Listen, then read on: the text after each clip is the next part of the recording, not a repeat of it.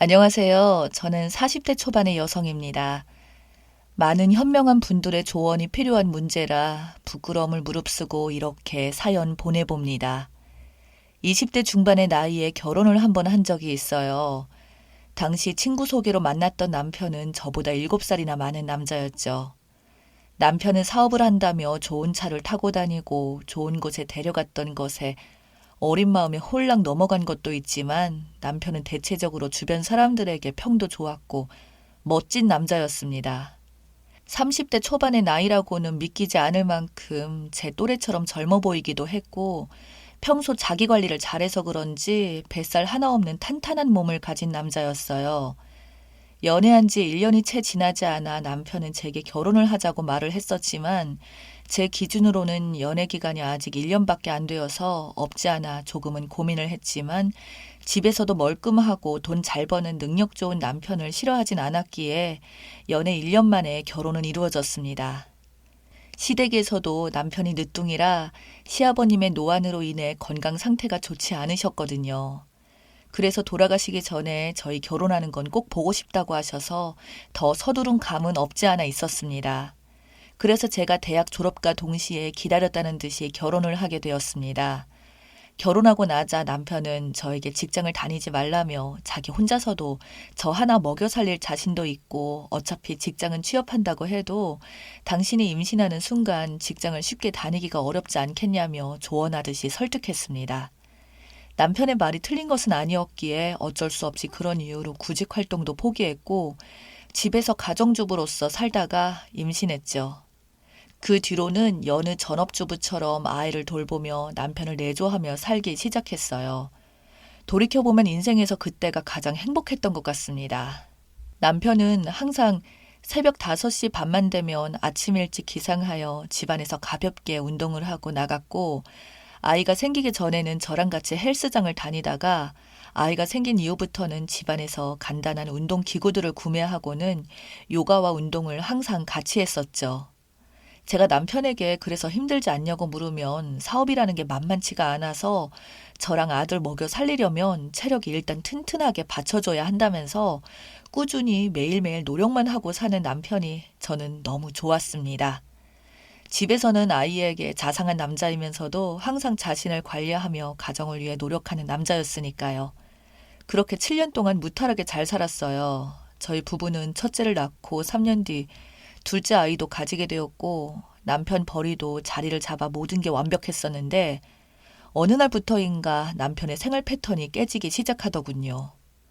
매일같이 항상 정해진 시간에 들어오던 남편이 점점 일 문제로 거래처 사장을 만난다는 이유로 새벽이 지나서야 들어오게 되었고 그러다 보니 새벽 5시 반에 일어나던 생활 패턴들도 모두 깨지게 되더군요. 이전에도 한 번씩은 거래처 사장들이랑 한잔 했다며 한두 달에 한 번 정도 술을 먹고 늦은 적이 있었지만 점점 날이 갈수록 남편이 술 먹고 늦는다는 말을 하며 늦게 들어오기 시작하는데 어떤 날은 아예 집에 안 들어오는 날도 생겼죠. 그렇게 되다 보니 제 입장에서는 너무나도 남편이 걱정되었고 남편에게 수시로 전화를 하면 안 받다가도 겨우 전화 받아서 말하기를 술 먹고 차 안에서 깜빡 잠이 들었다며 미안하다는 말만 하더니 나중에는 짜증까지 내기 시작하더군요. 너가 바깥 일에 대해서 뭘 아냐고 자기가 얼마나 힘들게 돈을 버는데라며 비아냥거리는 남편은 제가 여태까지 알던 그 남자가 아니었습니다. 그러다 보니 저희 결혼 생활이 제대로 유지될 리가 있나요? 그 뒤로는 어느새부터인가 서로가 대화도 잘 안 하게 되었고 그럴 무렵 어느 날 남편이 저를 밖으로 따로 불러내더군요. 그렇게 저는 남편이 만나자고 말한 집 근처 커피숍에 들어가자 남편은 웬 여자와 같이 앉아 있었습니다. 멀리서 봐도 저보다 나이가 어려 보이고 이뻐 보였던 그 여자와 남편이 함께 있는 모습에 저는 순간 다리에 힘이 풀려 제가 바닥에 널브러지자 남편은 저에게 싸늘한 눈길로 쪽팔리니까 그러지 말고 빨리 앉으라며 재촉을 하더군요. 예전 같았으면 무슨 일이냐고 한 걸음에 불이 나게 달려와 부축해줄 남자가 그러니까 저도 모르게 눈물이 절로 흘렀습니다. 제가 몸을 가누며 그 자리에 앉자 남편은 저에게 말하기를 보다시피 난 너한테 이제 너무 질렸고 진정으로 사랑하는 여자가 생겼다고 말을 하더군요. 저보다도 한참이나 어려 보이던 그 여자. 저는 남편에게 저 여자는 도대체 몇 살이냐고 묻자 남편보다 13살이 어린 여자였습니다. 결혼 전 제 나이의 여자와 만나고 있던 남편을 보니 마치 제가 나이를 먹어서 버린 것만 같더군요.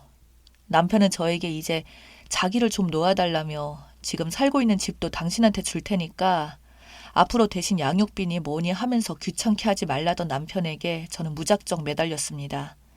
내가 잘못했다고, 더욱 내조 잘하는 아내가 되도록 노력해보겠다고, 우리 애들 절대 아빠 없는 아이로 키우고 싶지 않다고 말해도 남편은 들은 척도 안 하더군요. 지금 와서 다시 생각해보면 그날 뺨이라도 한 대 때릴 수 있었는데 평생을 일 한번 해보지 않고 살았던 여자가 아이 둘만 남겨진 채로 버려진다는 생각이 드니까 그저 남편을 어떻게든 잡아야 된다는 생각만 했었던 것 같습니다. 남편은 소송까지 하게 되면 문제가 더 커지고 당신은 내가 준다고 하는 돈보다 못 받을 거니까 그냥 현실을 받아들이고 조용히 살라는 말에 저는 정신 나간 사람처럼 멍하니 있었죠. 그 뒤로 그런 저를 대신해서 저희 부모님이 대신 싸워도 보고 했지만 법적으로 붙어봐야 남편을 구속할 힘도 돈을 더 받을 힘도 없었습니다. 그저 남편이 이만큼이나 주는 것도 이례적인 일이라고 말하더군요. 그렇게 남편은 저와 아들 둘을 버리고 집을 나갔고 차후에 들리는 소문으로는 회사까지 정리를 하고 상간녀와 같이 사라진 걸로 알고 있어요. 그때부터 남편을 저는 원망할 시간도 없이 일을 했습니다. 그래도 제가 대학을 졸업하면서 취득한 자격증들이 있어서 경력은 없었지만 남 밑에서 3년 정도 보조로 일하며 기반을 닦았습니다. 그동안 정말 힘이 들었습니다. 여자이고 경력도 없다고 무시당하면서 제가 성과 낸 것에 비해 10분의 1도 돈을 제대로 주지 않았었거든요. 하지만 악덕 사장은 오히려 저에게 나이 먹은 아줌마 채용해주는 데가 어디 그리 많은 줄 아냐며 처음 당시에는 진짜 취업하기가 너무 힘들었기에 어쩔 수 없이 그런 부조리함도 참고 견뎠는데 퇴사할 때는 노동청에 신고도 하고 참 긴 싸움들이 있었죠. 제가 딴 자격증이 전문직 업종이다 보니 이를 배운 3년 이후에는 제 명의로 사무실도 개업해서 돈을 벌게 되었습니다. 그렇다고 해도 드라마같이 엄청난 돈을 벌지는 못했지만 저희 두 아들 밥 굶지 않고 살기는 할 수 있었죠. 그동안 접근하는 남자들도 없진 않았지만 제 한몫 건사하기 힘들고 아들 둘이 너무 어색해할 것 같아서 잠시는 만났지만 깊은 만남을 가지지는 못했습니다. 그렇게 혼자서 아들 둘을 키우며 사는 게 어느덧 10년이 지나니 익숙해져 갔고 아이들도 고등학생이 되어 어느덧 수능까지 치러서 대학에 진학하게 되었죠. 그래도 남부럽지 않았던 것은 저희 아들 둘 다 홀엄마 밑에서 크면서 나쁜 길로 나가지 않고 공부도 열심히 해서 서울 소재 인기도 높은 대학교에 진학까지 하게 되었습니다. 남들처럼 수백씩 써가면서 과외 한번 해줄 수도 없었고 오로지 제가 일에 찌들어 사느라고 어릴 때부터 신경 많이 못 써줬는데 그럼에도 불구하고 두 아들들이 엄마 힘든 거 나중에 호강시켜 드리겠다며 독하게 공부하더니 명문대학 합격증을 들고 온 큰아들, 둘째 아들 역시 의사가 꿈이라던 고등학생이던 무렵 남편과 헤어진 지 14년 만에 남편이 저를 갑자기 찾아왔습니다. 어느 날 사무실에 손님인 줄 알고 찾아왔던 한 남자가 바로 전 남편이었던 거죠. 처음에 저는 못 알아봤습니다. 항상 깔끔하게 정장을 차려입고 다니던 그 남자는 어디 노숙자 마냥 다 낡은 추리닝에 공장 작업복 같은 잠바를 걸치고 나타나서는 저에게 그동안 잘 있었냐고 묻는데 당연히 처음에 못 알아볼 수밖에요. 그런데 초면에 저와 엄청 친한 사람처럼 말하는 그 말투에 제가 자세히 들여다보고는 순간 입이 벌어졌죠. 저는 남편에게 분노하며 말하기를 우리 이렇게 다시 만난 지 얼마나 되었는지 생각해보니 횟수로는 14년이나 되었는데 왜 날 찾아왔냐며 상간녀가 또 나이 먹고 아줌마 나이쯤 되니까 나처럼 질려서 버렸냐고 제가 매섭게 말을 하니 남편은 실은 주고 싶은 게 있다며 슬프게 웃더군요. 그러면서 저에게 내민 통장에는 무려 3억이라는 돈이 찍혀 있었습니다. 저는 너무 당황스럽기도 하고 어이없어서 이게 도대체 뭐냐고 말을 하니 남편은 힘들게 입을 열더군요. 사실 14년 전에 당신과 이혼하고 얼마 안 있다가 감옥으로 갔다고 합니다. 저는 재차 무슨 소리냐는 말에 그때 같이 회사를 운영하던 공동대표가 사기를 쳤는데 자기는 그게 사기인 줄도 모르고 처음에 가담해서 적극적으로 돈을 모았고 그 금액이 20억이 넘는다고 하네요.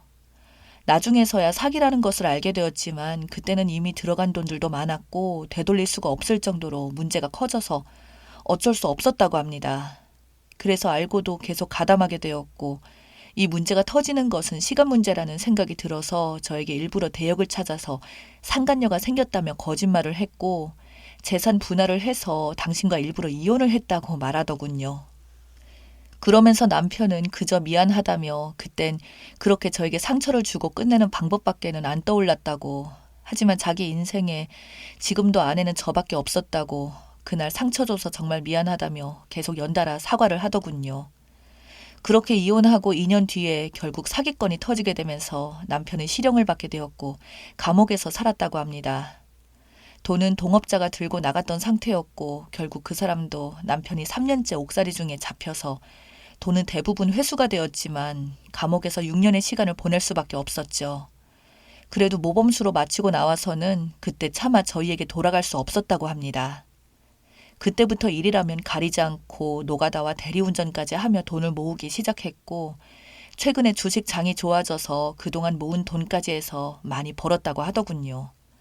저는 남편의 사정을 듣고 말하기를 그래서 이 돈을 왜 나한테 주냐고, 이러면 당신이 용서될 것 같냐고, 사기치다 감옥이나 간 주제에 지금 나에게 용서를 바라는 것이냐고 하니까 남편은 저에게 말하기를 그건 아니고 그저 당신 혼자서 힘들게 아이 둘이나 키웠고 이제 둘 다 대학생이 다 되어가니 그만큼 등록금이나 생활비도 더 많이 들지 않겠냐며 그동안 정말 혼자 키운다고 얼추 들어간 돈이 이 정도는 될 것 같아서 들고 온 거라고 하더군요.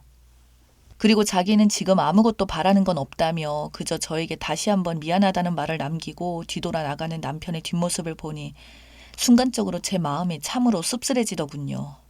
저는 이 상황에 대해서 저 혼자 결정할 문제가 아닌 것 같아서 이제는 다 큰 저희 아들들을 불러서 이야기를 했습니다.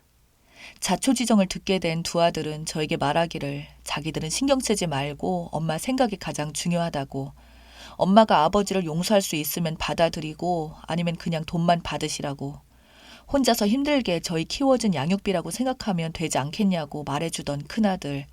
결국 그날 이후로 간간히 남편은 아이들과 만나고 있습니다.